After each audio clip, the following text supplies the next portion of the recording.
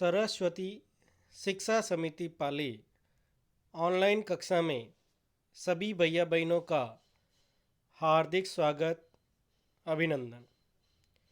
कक्षा चतुर्थी, विषय हिंदी, पाठ 7, वीर बालक अभिमन्यु। पाठ 7 वीर बालक अभिमन्यु का आगे का और अंतिम भाग का आज हम अध्ययन करेंगे। सब महारथियों ने उस वीर बालक को घेर लिया।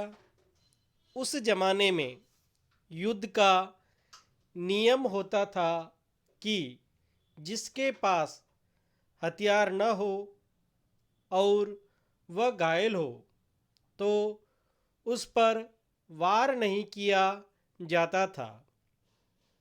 एक वीर से एक शत्रु ही युद्ध करता था, मगर उस बालक पर 7 योद्धा टूट पड़े। आखिरी दम तक यह वीर उनसे लड़ता रहा और अंत में वीर गति को प्राप्त हो गया। यह घटना कौरवों के नाम पर भारी कलंक बनी और अभिमन्यु का नाम अमर हो गया।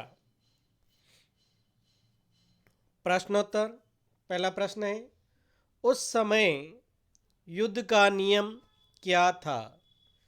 प्रश्न संख्या 1 का उत्तर है,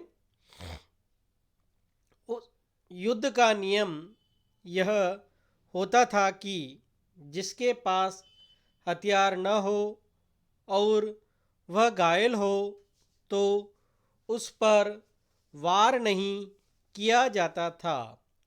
एक वीर से एक शत्रु ही युद्ध करता था। प्रश्न संख्या 2, चक्रव्यूह की घटना किसके नाम पर कलंक बनी? प्रश्न संख्या 2 का उत्तर है, चक्रव्यूह की घटना कौरवों के नाम पर भारी कलंक बनी। प्रश्न संख्या 3, बालक अभिमन्यु को हम खतरे में नहीं डाल सकते। धर्मराज युधिष्ठिर ने ऐसा कहने पर अभिमन्यु ने क्या कहा?